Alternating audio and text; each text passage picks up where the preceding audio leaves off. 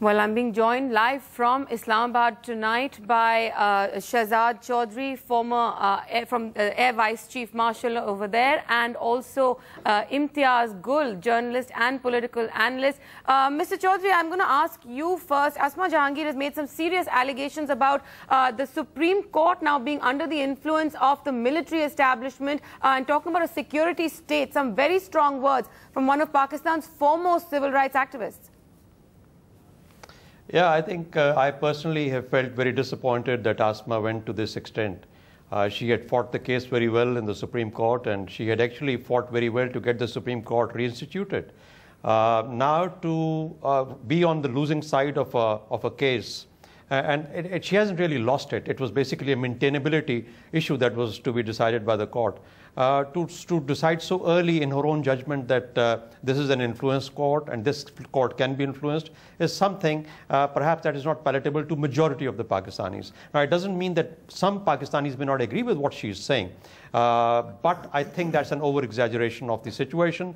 I don't think the ISI or the army have the influence today to make an impact on the courts as they exist today. This is the same court that actually Musharraf wanted, or the same Chief Justice that the Musharraf wanted removed from his position, and he stood up, and therefore the society stood up for this Chief Justice. So I think we've got to lay some datum somewhere, lay some lines somewhere as a nation, as a people, and decide as to what are those datums and definitions within which we must try and proceed forward. If we begin to question each and every aspect of our existence, unfortunately there are no relevance, or there's no references that remain for us to determine as to which way are we heading. So I think it's another case of mass confusion. I hope very much that while she's actually decided to stay away from the commission, and there could be other reasons for it essentially. I don't think she's making it a point to basically, you know, her stand has been to bring the military as an institution against Husain Haqqani or against the political government.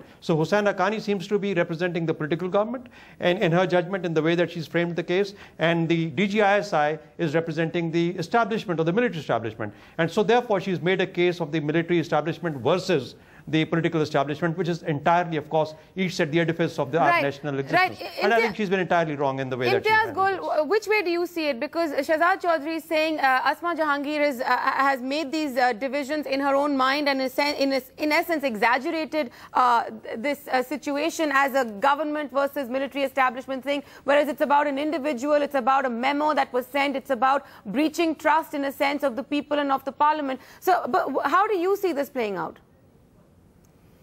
Well, I think Asma Jahangir has, I would say, gone overboard in characterizing the current Supreme Court as being under the influence of the military establishment.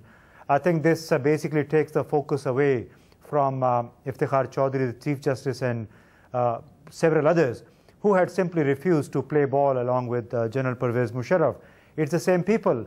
Now, as Shehzad Chaudhry Sahab says, that if we stay frozen in this frame of mind, saying that this court is now under the influence of the military, that means that the previous stand that she took was incorrect. Somehow we have to move on, and the way she argued on the maintainability of the petitions filed by Nawaz Sharif and several others on the memo, I think she lost it there, I personally would say, because the thrust of her arguments was on actions by the ISI Chief General Ahmad Shuja Pasha.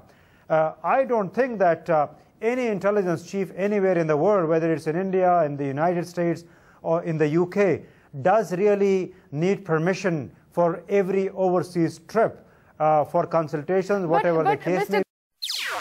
NDTV's cricket app, Android and iPhone, fastest scorecard, special analysis, and much more. Download free.